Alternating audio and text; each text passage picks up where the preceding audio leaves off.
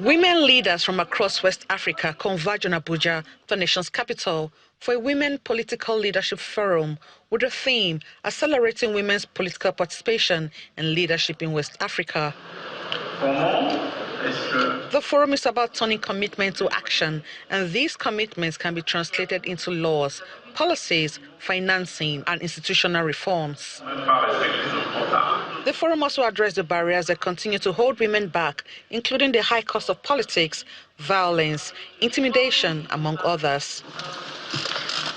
Your Excellencies, The Nigerian Minister of Women Affairs and Social Development says government's response includes the reserved seat bill aimed at increasing women's representation in elective offices.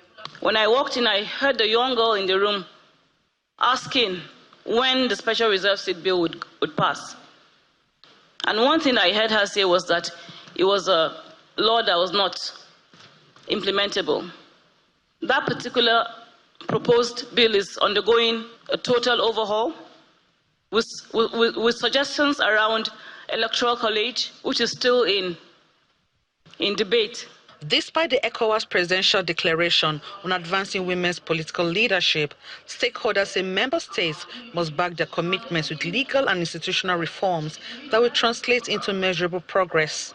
It's important that we also set up a system where we are able to measure the successes in member states and establish a peer learning system where we can learn, we can enable member states to learn from one another and see what the best practices are, so we're not reinventing the wheel at all times, and learn what's being done according to the national context of every country. They also urge political parties and election management bodies to reduce their financial burden on female aspirants through subsidized nomination fees to encourage more women to seek elective office.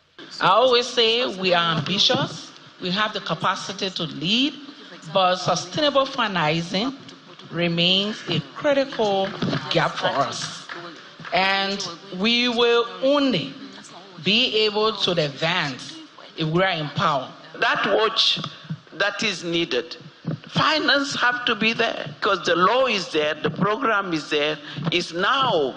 And I'm hearing our ministers here sitting that are trying at each level to implement because they know that is necessary. As a minister, when I came on board, I decided to set up what we call the network of women ministers and parliamentarians, trying to bring ministers together and parliamentarians devoid of their political party affiliation. The take-home for these women leaders is that member states must demonstrate their commitment to women political inclusion by implementing women-friendly laws designed to increase their participation in government. Emanuela Ekele, Channels Television News.